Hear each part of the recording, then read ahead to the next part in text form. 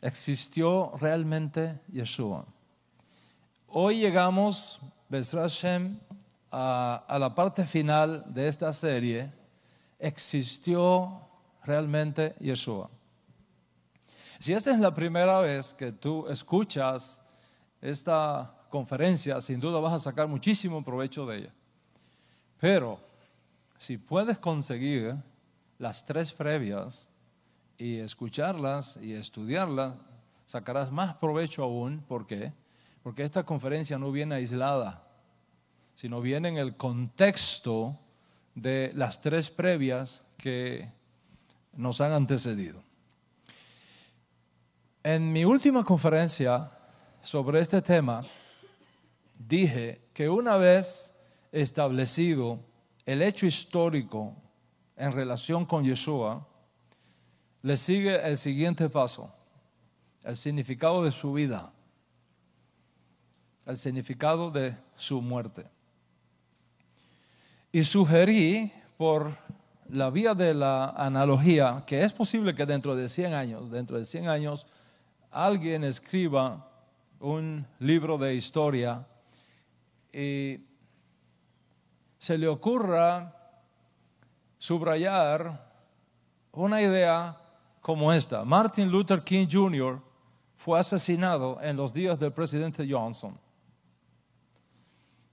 Y lo mismo podríamos decir hoy día, 100 años o más después de la muerte de grandes figuras históricas que nosotros conocemos, como fue el caso de José Martí, por ejemplo, apóstol de la independencia cubana, o incluso podríamos decir lo mismo más tarde del ataque terrorista que tuvo lugar esta semana y que casi le lleva la vida a un amigo del Instituto del Templo como es el Rabí Yehuda, que todavía se está debatiendo entre la vida y la muerte.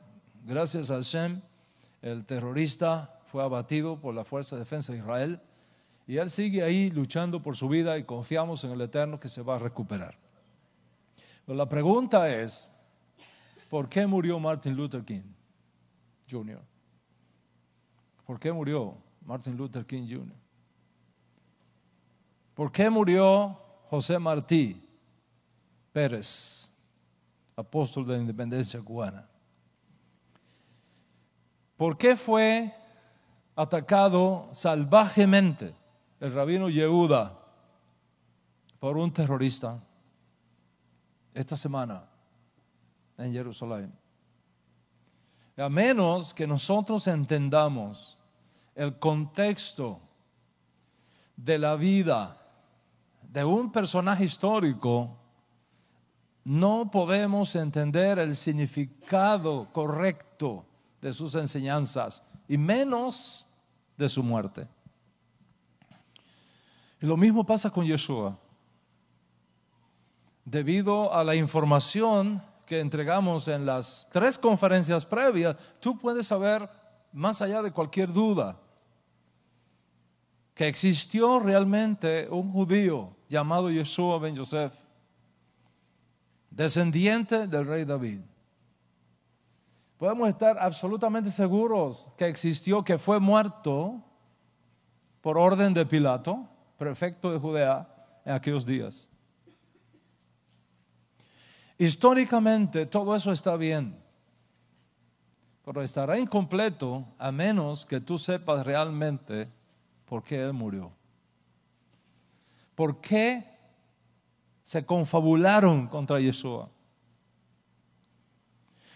¿Por qué un hombre que supuestamente hizo el bien y dedicó toda su vida a los mandamientos de la Torá que le aplicaban, sanando a los enfermos de Israel? ¿Por qué un hombre justo y bueno fue atrapado en una conspiración y asesinado salvajemente por los romanos? A menos que entendamos el significado de la vida y muerte de Yeshua, te va a faltar algo en el cuadro. El rompecabezas seguirá sin sus piezas más importantes. Y la figura que formamos aún seguirá en una nebulosa. Es preciso entender por qué asesinaron a Yeshua. ¿Por qué fue traicionado? ¿De qué fue acusado? ¿Qué mal hizo? ¿Qué transgresiones cometió, si alguna? ¿Y por qué murió tan joven? Y para comprender esto, tú tienes que entender el contexto. Porque sin el contexto real, sin el contexto histórico, todo se vuelve una leyenda. Todo se vuelve un mito, es como una nebulosa histórica. Y esto es precisamente lo que me propongo explicar con la ayuda del cielo en la clase de hoy. Y para comenzar, quiero aprovechar la ocasión para compartirte algunas cosas que son importantes a la hora de establecer todas estas evidencias que nos ayudan a entender el significado de su vida, de sus enseñanzas y su muerte en las últimas semanas. Si tú has seguido de cerca mis conferencias previas, te habrás dado cuenta que en esta serie no hemos tomado el cristianismo como punto, el cristianismo histórico, como punto de referencia para nuestra discusión. ¿Por qué? ¿Por qué? Por una simple razón. Yeshua nunca cambió el judaísmo por el cristianismo. Yeshua nunca creó una religión llamada cristianismo. No solamente eso. Yeshua ni siquiera oyó, nunca escuchó con sus propios oídos la palabra cristiano o la palabra cristianismo. Yeshua no fue cristiano y nunca le pasó por la mente que sus discípulos judíos fueran cristianos. La idea de formar un grupo de judíos y hacerlos cristianos y llevarlos a expandir una nueva religión llamada cristianismo no estaba para nada en la mente de Yeshua, mucho menos en el corazón de Yeshua. Yeshua ciertamente hizo algo extraordinario. Yeshua hizo algo extraordinario. Como otros profetas antes que él hicieron cosas extraordinarias. Como Eliyahu Hanabí hizo cosas extraordinarias en el reino del norte de Israel en sus días. Como el buen rey Josías hizo cosas extraordinarias. Como el buen rey Ezequías, que hizo cosas extraordinarias. O como los fariseos en los días posteriores a la destrucción del segundo templo hicieron cosas extraordinarias para salvar al judaísmo de perder su relevancia histórica sin Jerusalén, sin sacerdotes, sin sacrificios, sin templo. Todos ellos fueron reformadores. Reinterpretaron el judaísmo a la luz de ciertos eventos que tenían alrededor de sí y que experimentaban en carne propia. Ahora, cuando hablamos de reformadores y de reformas, cuídate de pensar en términos de nuestro propio tiempo, como por ejemplo la reforma protestante del siglo XVI. La reforma protestante del siglo XVI no fue una reforma, fue una revolución. Fue una revolución protestante. ¿Cuál es la diferencia entre una reforma y una revolución? La diferencia entre una reforma y una revolución viene dada por el hecho de que mientras la reforma y en la mente de los reformadores se asume que lo reformado debe continuar funcionando en nuevas condiciones y bajo nuevas medidas, en la revolución y en la mente de los revolucionarios se asume que un nuevo sistema tiene que reemplazar completamente a un viejo sistema porque no sirve ni funciona. Yeshua no vino a traer una revolución. Yeshua no vino a traer un nuevo judaísmo. No vino a traer un nuevo Dios, no vino a suplantar a un nuevo Dios porque el Dios de Israel no servía. No vino a traer una nueva Biblia porque la Biblia hebrea no servía. En sus propias palabras, ni les pase por la mente la idea de que yo he venido a abrogar la Torá o los profetas. No he venido a abrogar la Torá, he venido a dar la correcta interpretación de la Torá. Es cierto que él dijo, el vino nuevo no se puede colocar en odres viejos. Pero también aclaró que el vino nuevo siempre es de menos valor que el vino añejo. Y que cuando alguien prueba el añejo, no quiere el nuevo. Que cuando Yeshua dijo, yo he venido a interpretar correctamente, estaba poniendo en la mesa lo que estaba pasando, no con la ley, absolutamente para nada con la ley, sino con la interpretación de la ley que se estaba dando en sus días. En otras palabras, Yeshua vino a innovar y a reformar todo lo que él consideró que eran interpretaciones equivocadas de la ley, que estaban causando un serio daño a la ley, a los profetas y sobre todo a la promesa de redención y al tiempo de la promesa de redención y a la manera como esa promesa de redención debía cumplirse inmediatamente en sus días. Y en ese sentido, Yeshua vino a vindicar la ley, no a anular la ley. Sus palabras, por lo tanto, hay que entenderlas en el contexto de las diferentes interpretaciones dadas en sus días a la ley, no a la ley per se. Y a menos que tú reconozcas que Yeshua fue judío, que el contexto en el cual él vivió fue judío, y que sus palabras tienen sentido solamente dentro de ese contexto, nunca vas a entender a Yeshua. Te será muy difícil entender a Yeshua. ¿Por qué? Porque Yeshua fue un maestro judío, hablando de la ley judía, de los profetas judíos, del Dios de los judíos y de la esperanza profética conocida popularmente como apocalíptica de los judíos.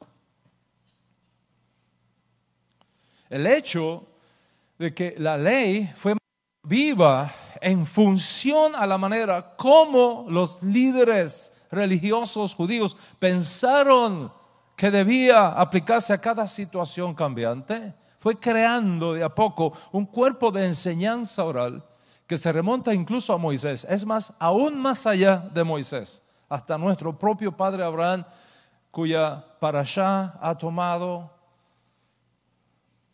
un lugar preeminente en el estudio de la Torá de esta semana, que hoy concluimos.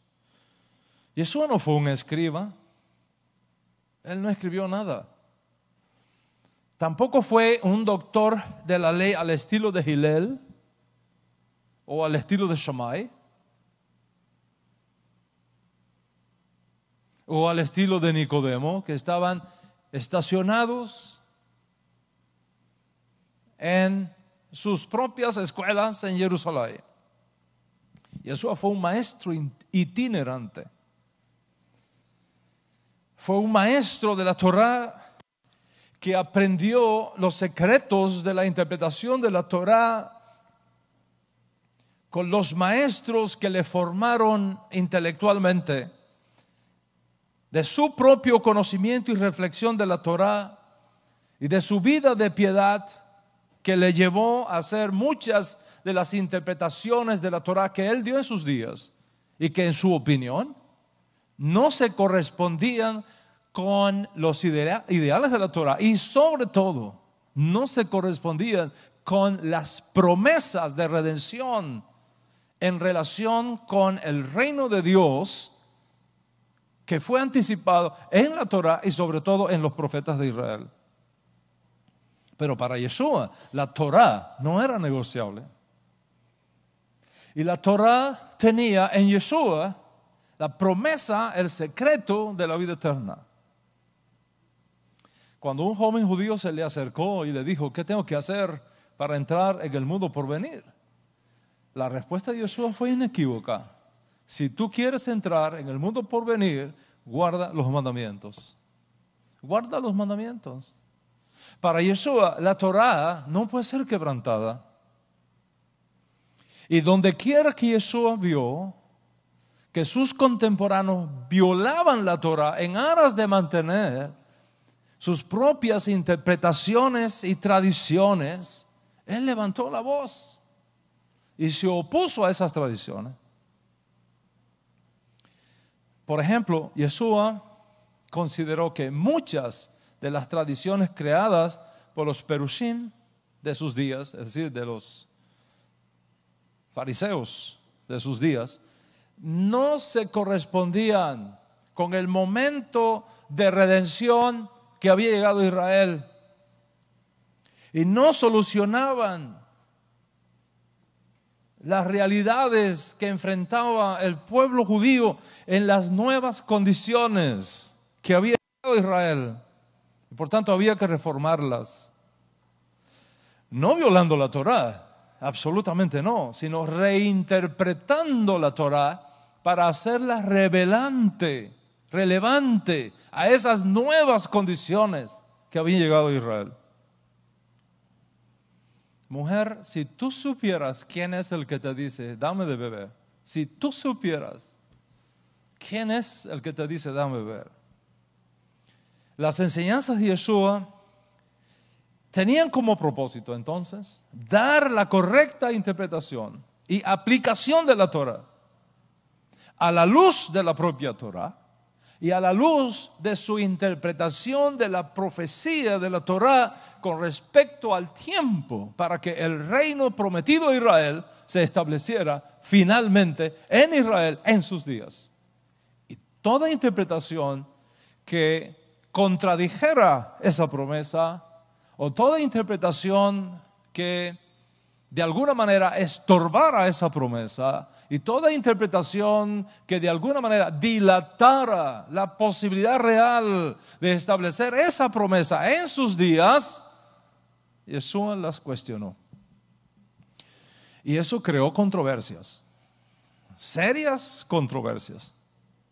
Pero esas controversias no surgieron bajo la idea de que Yeshua abrogaba por quitar la Torá, o que Yeshua abogaba por eliminar la Torá y los otros por mantener la Torá. Esa no era la base de las controversias. Las controversias de Yeshua, como también la de otros rabinos en los días de Yeshua, como las controversias entre Hillel y Shammai, una generación previa a Yeshua. Las controversias no eran sobre la Torá, las controversias no eran sobre los profetas. Las controversias eran cómo estamos interpretando y aplicando la Torá a las nuevas condiciones que han llegado para Israel. Y para Yeshua, la promesa del establecimiento del reino de Dios en Israel y la restauración de la monarquía davídica había llegado. Para Yeshua, el final de esta edad presente estaba llegando a su fin. Y por tanto, Israel tenía que hacer teshuvá. Israel tenía que conocer esas promesas y creer en esas promesas. Y entonces aplicar la Torá a las nuevas condiciones proféticas, apocalípticas que habían llegado a Israel. ¿Cuántos están conmigo hasta aquí? Bien, si Israel hacía eso, Baruch Hashem, el reino de Dios habría sido establecido. Si Israel no hacía teshuvá, si Israel no se alineaba con la Torah. Si los que marcaban el poder político de Israel en aquellos días, el Sanedrín, las autoridades del templo, etcétera, no se alineaban con la Torah y con los momentos de redención que según Yeshua habían llegado para Israel, si no se volvían de sus malos caminos, entonces la redención sería muy larga, penosa, sufriente e incluso pasada a otra generación de judíos cuyo tiempo futuro es conocido solamente por Dios. Para Yeshua, el solo hecho de que Israel, el Israel de sus días, estuviese dominado por fuerzas extranjeras, era el indicio de que Israel no estaba guardando Torah como se debía. Porque si Israel guarda la Torah como se debe, Dios mismo se encargaría de echar a los enemigos fuera. De una forma extraordinaria, intempestiva, gloriosa, Dios mismo se encargaría de echar a los enemigos fuera. El hecho de que Israel estaba controlado políticamente por un imperio extranjero era la evidencia que no se estaba guardando la Torah como Dios demandaba. Pero cuando Israel haga teshuvah y se vuelva a Hashem y guarde los mandamientos como es, Dios mismo se va a encargar de nuestros enemigos. Si los enemigos controlan, eso significa que no estamos guardando Torah. Cuando guardamos Torah, los enemigos no nos controlan. Dios nos controla. El reino de Dios nos controla. Por lo tanto, ¿cuál fue el mensaje de Yeshua? Arrepentíos. Arrepentíos. Hagan teshuvah porque la promesa de la redención ha llegado. El reino de los cielos, es decir, el dominio pleno de Dios sobre nuestra tierra e incluso sobre el mundo entero ha llegado. Ante esta gloria, ante esta grandeza del reino de Dios, todo lo demás se vuelve pequeño. Todo lo demás se vuelve irrelevante cuando lo comparamos con el bien supremo de la redención final. Para Yeshua, el momento supremo para Israel estaba a las puertas.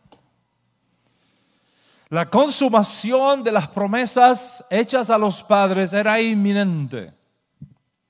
Por tanto, no podemos seguir interpretando la Torah como si nunca nos fuéramos a ir de aquí. No podemos seguir interpretando la Torah como si nunca este reino de Hashem violentamente llegara a Israel y echara afuera a nuestros enemigos. Consecuentemente, si nosotros seguimos interpretando la Torah, ignorando el tiempo de esta gran visitación que estaba presente en su misma persona, estaríamos dañando la Torah y estaríamos estorbando que la promesa de la redención venida de la Torah y de los profetas fuese estorbada. Y visto así, las interpretaciones puntillosas de la Torah dada por los perushim que buscaban una perfección matemática a las formas externas, estaban cegando los ojos de su generación para no ver que lo más grande de la promesa de redención justamente había llegado a Israel. En otras palabras, él vio que muchos de los perushim de sus días estaban tan preocupados por el mosquito que se estaban tragando el camello. Estaban perdiendo el bosque, contando las hojas de 2 o 3 árboles. Y lo mismo pasaba con los saduceos. Jesús estaba en oposición a ciertos planteamientos ideológicos y políticos fundamentales que sostenían los fariseos, en su meticulosa adhesión a los ceremoniales del templo y a su aferramiento a las tradiciones aristocráticas de una minoría dominante que lo que buscaban era enriquecerse con tantas medidas religiosas establecidas que en vez de abrir los ojos de la gente para que entendieran que uno más grande que el templo había llegado a Israel, lo seguían entreteniendo con aquellas medidas y con aquellas posturas extremadamente chauvinistas e injustas que estaban deprimiendo la vida espiritual de Israel. Para darles un ejemplo, venía un yehudí simple, sencillo de la Galilea, trayendo consigo un cordero para el holocausto, y cuando se lo presentaba a los saduceos que dominaban el templo y que eran los que manipulaban la vida sacerdotal del templo en aquellos días, lo revisaban y decían: no, ese animal no es kosher. Le encontraban algún pelito, algunas cositas, no es kosher. Pero mire que es todo lo que tengo. Pues mira, véndelo a como puedas y ven y compra uno que sea kosher. ¿Y a dónde lo compro kosher? Allá, en aquella tienda. Los que están allí ya están con el sello, esos son kosher, pero esa es la tienda de él. Y de ahí ganaba, tenía ganancias personales. Es como si yo le dijera a usted ahora: mire, aquí están los manuscritos para colocar dentro de esta mesusa. Y usted me trae uno y dice: no, ese no es kosher, ese está mal. Devuélvelo, véndelo y compra los que están allí. Allí sí son kosher, pero esos son los míos, de los cuales yo gano un profit. Eso no es justo, eso no es correcto. Y eso es lo que estaba pasando en Israel en aquellos días. Los saduceos se vanagloriaban de la gloria de ese templo, la mayoría de cuyos edificios habían sido añadidos e incluso estaban siendo añadidos en los días de Yeshua por un falso rey de Israel. Un falso rey. Mientras olvidaban la promesa de que la gloria postrera de esta casa será más grande que la primera, porque Dios había prometido que uno mayor que el templo llegaría a Israel, como fue anunciado por el profeta Malaquí. He aquí yo envío a mi mensajero delante de mí para prepararme el camino, y vendrá súbitamente a su templo al que ustedes esperan. Y aferrados al templo, estaban perdiendo un templo mayor y una gloria mayor. Yeshua tuvo serios problemas con los saduceos. Y también tuvo serios problemas con los esenios. Los esenios de los días de Yeshua se aislaron del mundo. Y Yeshua se opuso a la insolación cultural para mantener su propia pureza ritual. Yeshua no compartía la idea de abandonar el mundo y esconderse en cuevas pensando que así se guardaba la Torah y se guardaban las exigencias de la Torah. Para Yeshua, la Torah y los profetas solamente tienen sentido cuando lo miras en el entorno de la redención para lo cual ella misma apunta. En otras palabras, Yeshua no vio la Torah y los profetas como un fin en sí mismo, sino como un medio mucho más grande y sublime: el establecimiento del reino de Dios en la tierra y la justicia de Dios dominando toda la creación. Y sus palabras no podían ser más claras y reformadoras. Y por eso, cuando un escriba judío le pregunta ¿cuál es el más grande mandamiento de todos?, la respuesta de Yeshua solo es entendible a la luz de la inminencia de la redención final que habían anunciado los profetas hebreos. Obsérvalo, observa este diálogo. Maestro, ¿Cuál es el más grande mandamiento de todos? Le dice el escriba. Y Yeshua le dice, el más grande mandamiento de todo es Shema Israel. Adonai Eloheinu, Adonai Echad. Y amar a Dios con todo el corazón, con todo el alma y con todos los bienes. Y te digo algo más. El segundo es semejante. Amar al prójimo como uno mismo. De estos dos mandamientos cuelgan todos los mandamientos de la Torá y todas las instrucciones de los profetas. ¿Cuál fue la respuesta del escriba? Según nuestras fuentes, el escriba le responde, le dice, bien has dicho, maestro. En otras palabras, has interpretado la Torá correctamente, Rabí, porque solo hay un Dios y amarlo con todo el corazón es más importante que cualquier otra cosa. Y lo dejó ahí, y Yeshua lo corrige. Yeshua lo corrige para enseñarle que la Torá y los profetas no son un fin en sí mismo. Que el objetivo de la Torá y los profetas es finalmente traernos el reino de Dios y su justicia. Y por eso le dice, no estás lejos del reino de Dios. No estás lejos del Malchut Hashemayim.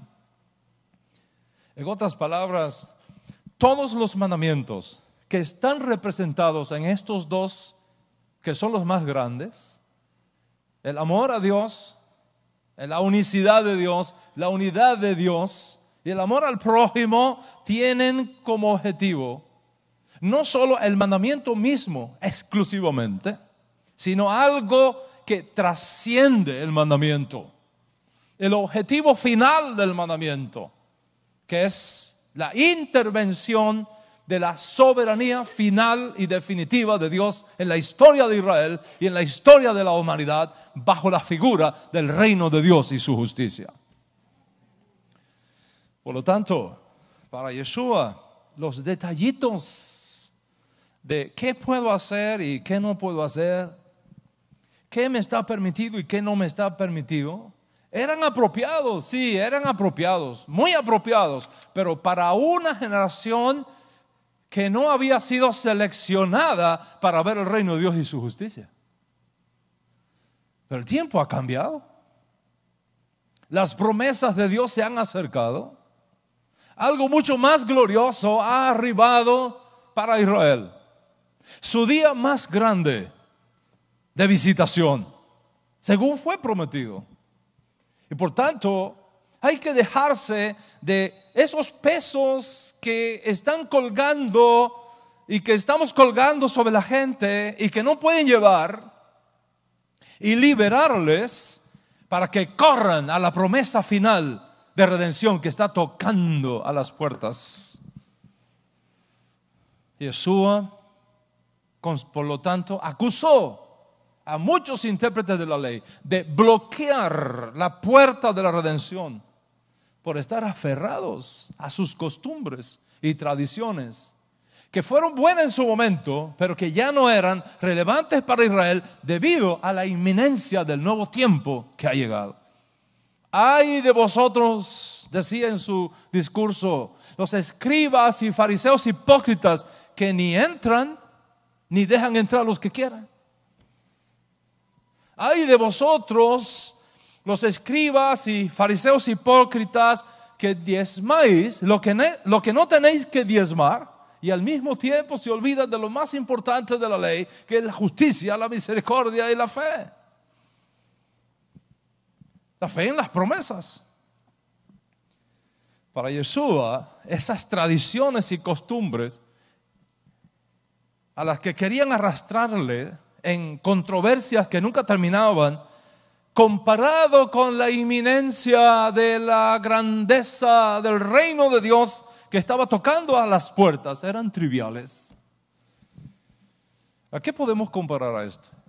Esto es semejante a alguien que es llamado a recibir en un tiempo específico, un regalo de $300 millones. Vamos a suponer que este buen varón que tenemos aquí, Juan Blanco, que es un pilar de esta comunidad por muchos años, y que ha sido un empresario ejemplar de éxito y de ética en esta ciudad. Todo el que hace negocio con Juan Blanco gana. Si alguien quiere hacer negocio para ganar, hable con él.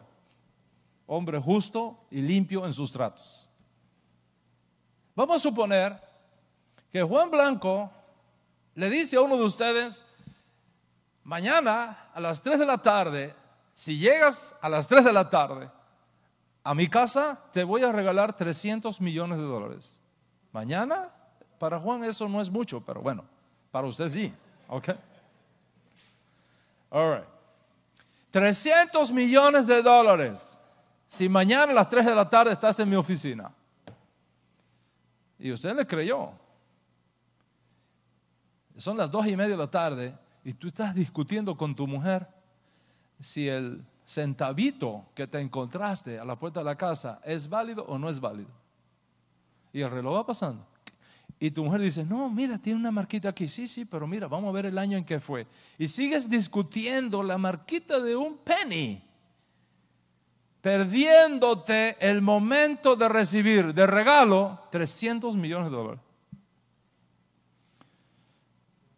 Yeshua vio a su generación mirando las marquitas de un penny cuando estaban para recibir la millonada del reino de Dios y su justicia. Y dice el maestro: ¿no dicen ustedes que faltan 4 meses para la siega? He aquí os digo, alzad los ojos y mirad que los campos ya están blancos para la siega. Deja que los muertos entierren a sus muertos. Y tú ven y sígueme. Vende todo lo que tienes y da a los pobres y sígueme. Busquen primeramente el reino de Dios y su justicia, y todas estas cosas vendrán después por añadidura. En otras palabras, Yeshua entendió el momento de aplicar la Torá y los profetas en el contexto apocalíptico de la prioridad de la llegada, del momento del establecimiento del reino para Israel. Él sabía que si Israel entendía el mensaje y hacía teshuvá y se unía a él en la conquista de la promesa, la redención sería inmediata, sería total. De lo contrario, habría que esperar un camino largo, muy largo, y al mismo tiempo doloroso. Al final de sus días, él lloró sobre Israel. Y cuando un hombre justo llora,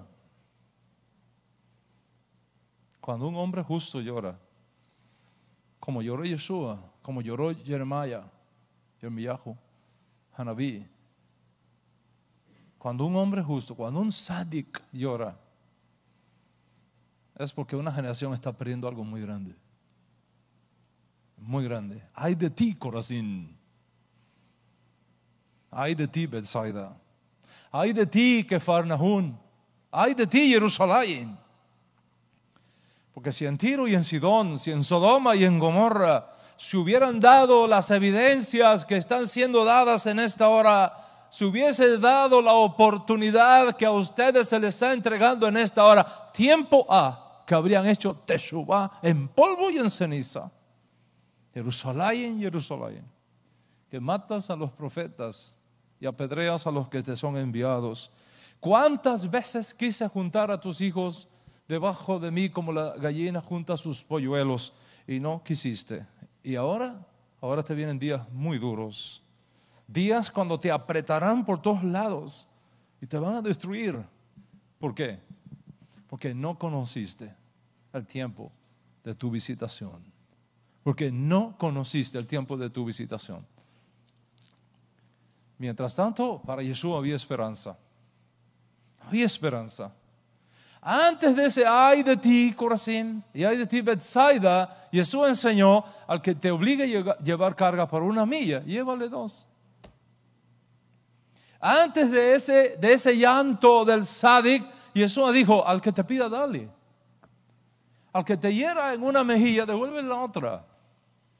En otras palabras, debido a la inminencia del reino de Dios, no pierdas el tiempo en cosas que comparadas con la promesa cuyo cumplimiento ha llegado, son pasajeras, son triviales, no tienen valor alguno. Mañana los romanos no van a estar aquí.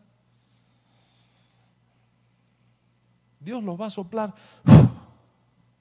y se van a ir como paja movida por el viento.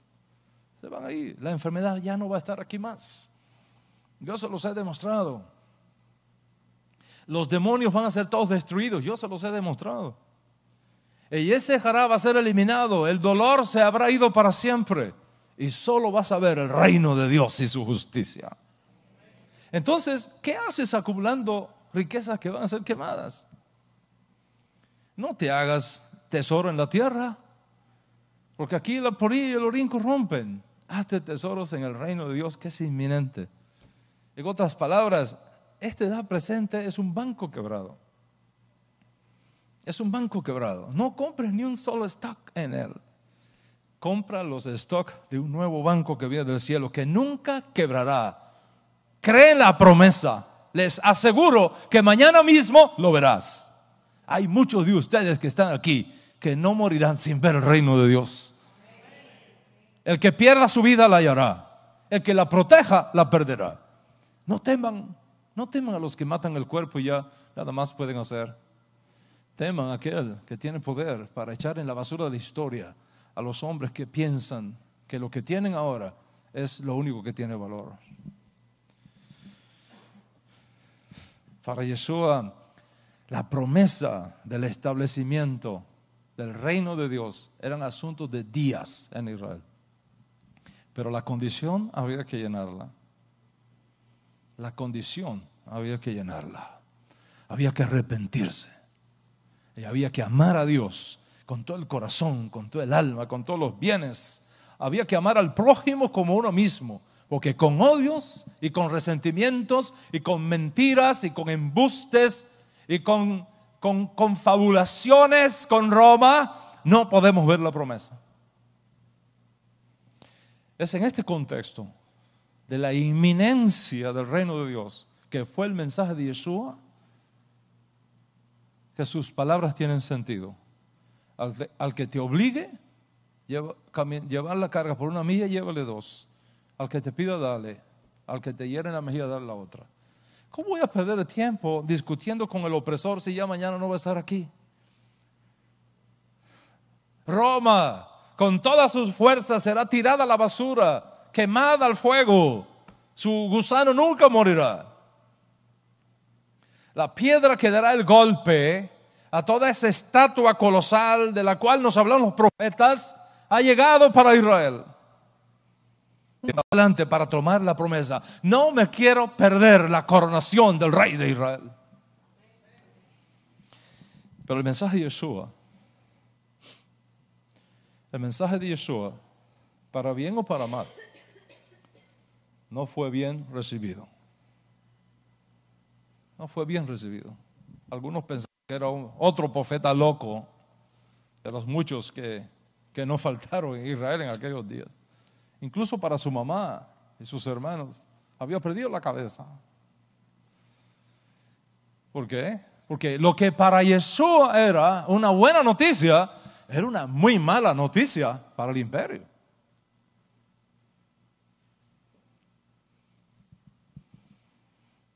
Lo que para Yeshua era una buena noticia, era muy mala noticia para los aristócratas del templo de aquellos días.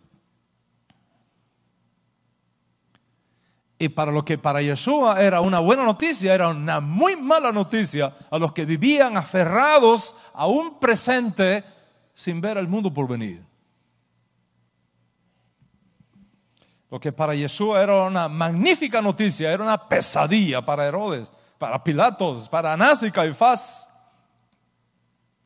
Y para el resto de la cúpula gobernante que no querían perder el poder y la posición que sustentaban y a la cual se aferraban con todas sus fuerzas, porque de ahí venían sus ganancias temporales. Y lógicamente el mensaje de Yeshua no fue bien recibido. porque les estorbaba sus planes. Les estorbaban sus planes. Este tipo es capaz de crear una revuelta. Y si vienen los romanos, nos van a destruir todo esto aquí y nos quedaremos sin nada. Perderemos el trabajo, perderemos nuestra fuente de ingreso. ¿Y de qué vamos a vivir? No nos conviene que este hombre, sino que toda una nación perezca. Ese fue el consejo que estaba detrás del telón. Y desde entonces cavilaban cómo asesinarlo, de espaldas al pueblo, para evitar motines innecesarios. Por tanto, no puedes tomar estas palabras de Yeshua, dichas antes del ay de ti Corazín y ay de ti Betsaida. Estas palabras no puedes tomar hoy día, estas palabras de Yeshua de darle la mejilla al que te hiere y aplicarlas ahora. Porque la promesa del reino fue pasada a otra generación. Y por no creerle a Yeshua, por no hacerle caso a Yeshua, las cosas han cambiado drásticamente. Consecuentemente ya no es operativo caminar 2 millas a un opresor, ni darle la mejilla a un sinvergüenza, ni permitir que tu marido te golpee, basado en las enseñanzas de Yeshua. ¿Cuánto entiendes lo que estamos hablando? A menos que entendamos a Yeshua, no tiene sentido alguno seguir perdiendo el tiempo en los detalles de controversias que se vuelven infructuosas. El rechazo del liderazgo de Israel al mensaje de Yeshua lo llevó a la muerte. Y en vez del arrepentimiento hacia Dios, y en vez de creerle al profeta enviado, escogieron el camino de la conspiración. Y ahora tendremos que esperar a que el cielo, en un tiempo distante que no sabemos, nos mande a Mashiach para imponer lo que pudo ser relativamente resuelto con facilidad en unos días. Y nos pasó como en la primera redención, que pudiendo haber entrado en la tierra prometida en un par de semanas, nos llevó 40 años. De este hombre, de este judío, de este profeta, de este siervo de Dios, es del cual estamos hablando en estas conferencias. Y si esta generación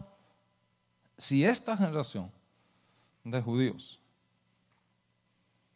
es la elegida por Dios para ver la llegada de Mashiach, entonces las palabras del maestro cobran sentido de nuevo, un sentido único y extraordinario, posiblemente aún más fuerte que la primera vez cuando el maestro entregó su mensaje en aquellos días. Y si esto, entonces, como nunca antes, nuestra atención tiene que enfocarse en el amor a Dios sobre todas las cosas, en el prójimo como nosotros mismos y eliminar el odio sin causa de entre nosotros ante lo que posiblemente sea de nuevo la inminencia del establecimiento del reino de Dios y su justicia con la venida de nuestro justo Mesías. ¿Qué quiere decir? Que ahora posiblemente nuestra generación tiene delante de nuevo un tiempo de redención. Ya se ha dicho que somos la última generación del exilio y la primera de la redención final. Si vamos a tomar estas palabras en serio, si creemos realmente que somos la última generación, entonces necesitamos prestar atención de nuevo a las palabras de Yeshua. Necesitamos su mensaje, necesitamos su espíritu. Y yo he venido siendo una voz de redención para esta generación. No soy la única, ni la mejor, pero he tratado de ser consecuente con la realidad que vive ahora el mundo. Y ustedes que han estado durante todos estos años conmigo, ustedes que han visto el esfuerzo realizado por el amor del cielo en aras de la Torá, aún en momentos de gran debilidad y dificultades, y pagando un enorme precio por hacerlo, a ustedes les pido como nunca antes seguir adelante. Seguir adelante. Y a cada uno de ustedes les pido un esfuerzo final más, un estirón más, un compromiso adicional para que esta voz no sea apagada, para que esta voz sea transformada en miles de voces de redención que recorran todas las calles y ciudades y naciones del mundo ante la inminencia del fin de esta edad presente y el advenimiento de nuestro justo Mesías para establecer ese reino que no será destruido ni dado a otro pueblo y que aquella generación se perdió por no conocer el tiempo de su visitación.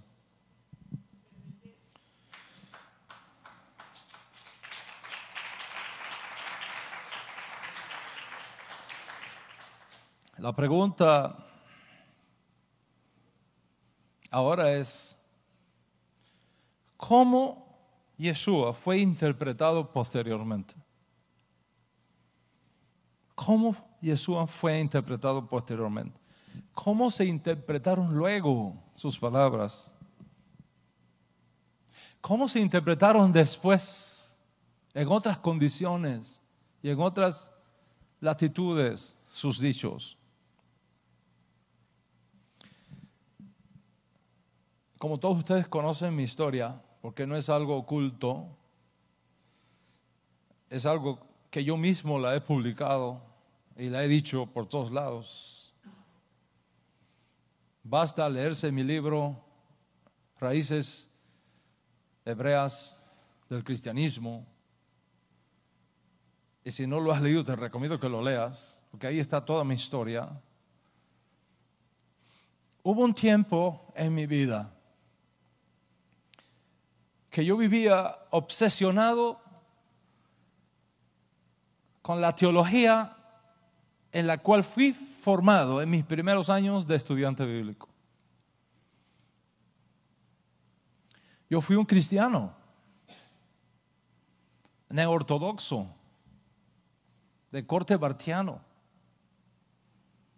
formado en un país donde el marxismo y el materialismo dialéctico me permitió acomodar la dialéctica de la filosofía que aprendí en la escuela con la dialéctica de la teología de la palabra que aprendí del gran teólogo suizo Karl Barth en mi escuela de teología. La dogmática barthiana era mi campo de reflexión teológica. Y mis clases favoritas siempre terminaban en discusiones de la teología paulina a los ojos del comentario de Romanos escrito por Karl Barth. Y yo enseñaba el misterio de la fe, de cómo Dios vino a ser hombre en la persona de Jesús de Nazaret. Hasta que ocurrió un turning point en mi vida, un punto de cambio en mi vida con respecto a la persona de Jesús de Nazaret. En el año 1989, el año en el cual me encontré por primera vez como adulto con el judaísmo, propiamente dicho. En mi proceso final de graduación, en mi maestría de divinidad, que lo alcancé, lo confieso, con mucho sacrificio, con mucho esfuerzo intelectual y también económico, hace 25 años atrás. Y al descubrir el judaísmo,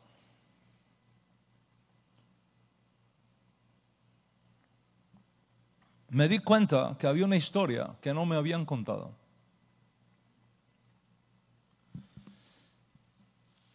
Y decidí que no me quedaría en las ramas del árbol, sino que bajaría hasta sus raíces y descubriría qué es lo que estaba allá abajo. Y entonces comencé a preocuparme, no cómo Dios se hizo hombre, sino cómo un hombre vino a ser Dios. Y dediqué años de mi vida estudiando a Yeshua. Me fui con los rabinos, entré en una yeshiva, me senté a los pies de los rabinos, gracias a Hashem, los buenos y grandes rabinos que me instruyeron en mis primeros años de formación académica. Me olvidé de todo lo que había aprendido antes y me propuse a mí mismo conocer a fondo al Yeshua judío, tanto como había conocido al Jesús cristiano. Y dije, voy a conocer al Yeshua judío como conocí al Jesús cristiano, y luego yo voy a hacer una evaluación sincera y tan objetiva como fuera posible. Y entonces tomaré una posición. Y no fueron, como algunos dicen, unos cursitos de 2 horas. Fueron años de investigación teológica. Y después de esos años de investigación teológica, donde tuve que comerme carpada de información en mis trabajos de investigación que me dieron los rabinos, especialmente el más difícil de todos ellos, que fue el rabino John Fisher Shelita, que me mató intelectualmente, pero al cual le agradezco toda la exigencia intelectual que puso en mí. Mi perspectiva de Yeshua cambió completamente. Me di cuenta que haciendo un análisis hebraico de Yeshua y colocando sus palabras en el contexto judío del tiempo cuando él vivió, es evidente que Yeshua nunca se vio a sí mismo como una divinidad, en el sentido que el término vino a ser interpretado después por el cristianismo. Pero me di cuenta de algo también. Me di cuenta que el judaísmo, al rechazar a Yeshua, había perdido su más extraordinario hijo. Y que el cristianismo, por rechazar al judaísmo, había perdido sus raíces. Y esos años de 1989 a 1995 fueron años de profundos cambios en mi vida. Cambios que se reflejaron en mi enseñanza y en mi vocación religiosa. Fueron años donde reflexionaba e investigaba académicamente, no porque me lo contó mi papá o porque me lo dijera un maestro de escuela dominical al cual yo le tenía un gran respeto, o porque me enseñaron algo intencionalmente mal, porque no fue así. Pero aprendí que la verdad no se establece por la sinceridad del maestro, ni por sus buenas intenciones, sino por la veracidad de la Torah. Y en esos años de profunda reflexión investigaba cómo fue visto Yeshua 100 años después, 200 años después, 300 años después, por personas no judías, en un contexto completamente no judío, en una cultura totalmente helenista, no judía.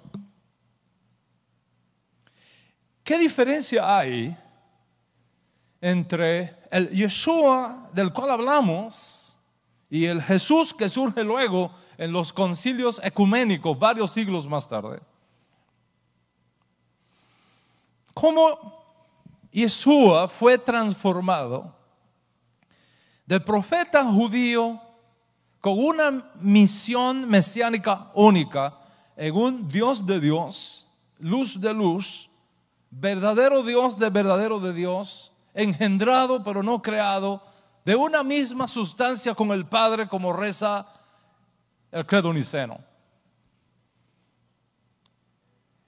Me dediqué a investigar cómo Yeshua fue transformado de niño judío circuncidado al 8º día, de padres judíos con hermanos y hermanas judíos, de la dinastía de David, cómo fue transformado, digo, en el niño Dios, creador de todas las cosas, que por obra y gracia del Espíritu Santo se encarnó en la Santísima Virgen María, Madre de Dios, que intercede por nosotros. ¿Cómo de profeta judío, con una misión y responsabilidad mesiánica, fue convertido luego en una divinidad, en un ser divino, como lo enseñaban los concilios católicos? Y me di cuenta que la interpretación de la persona y de la enseñanza de Yeshua que yo conocía había sido dada en un entorno no judío, con una mentalidad no judía, en un ambiente no judío y por personas no judías. Y entonces les confieso que llegué a una crisis teológica. Me pareció de pronto que me quedé sin Dios. Me quedé sin Dios y sin esperanza en el mundo. Pero decidí seguir la verdad, no importa dónde me llevara, porque comprendí que tú solamente estás seguro con la verdad. Y comprendí que tú no puedes sacrificar la verdad por intereses económicos, ni puedes sacrificar la verdad por amistad, ni puedes sacrificar la verdad por posiciones eclesiásticas. Y así pasó el tiempo, hasta que finalmente llegué al corazón del asunto y pude ver finalmente la realidad judía de Yeshua. Y en este proceso les confieso que perdí, pero también gané.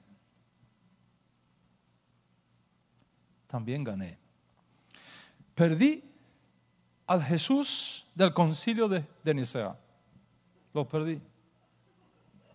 Pero gané al Yeshua de Israel. Quien nunca en su vida reclamó ser una divinidad, como los que vinieron después interpretaron y enseñaron. Perdí al concilio de Constantinopla. Perdí al Dios de los concilios, pero gané al Dios de Yeshua. Y al ganarme y encontrarme con el Dios de Yeshua, me encontré con el auténtico Dios. Y decidí que el Dios de Yeshua, el Dios de Israel, también sería mi Dios y mi única fuente de salvación.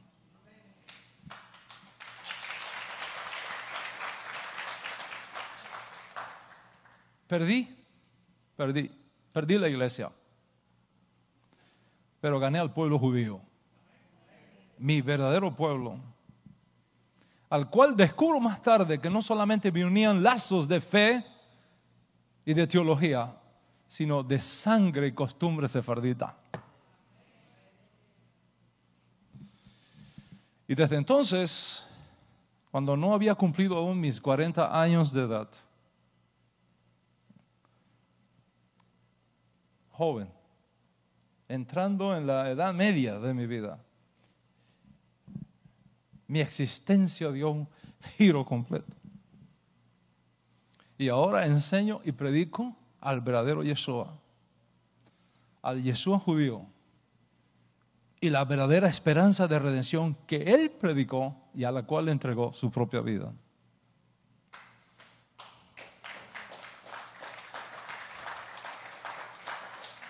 ¿Cómo pasó todo esto? ¿Y qué podemos hacer para rescatar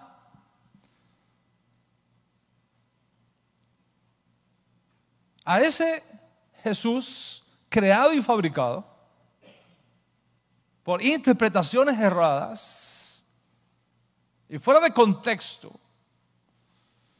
y traerlo de vuelta a donde pertenece, a nuestro pueblo Israel, y mostrarlo de nuevo como el auténtico Yeshua judío que todos deben conocer? Y seguramente te vas a sorprender de cómo estos hechos tuvieron lugar y cuán ardua y difícil, pero gloriosa es nuestra misión. Y te lo voy a enseñar, pero mi tiempo ahora ha concluido. Shabbat Shalom. Paz sobre todo Israel. Amén y amén.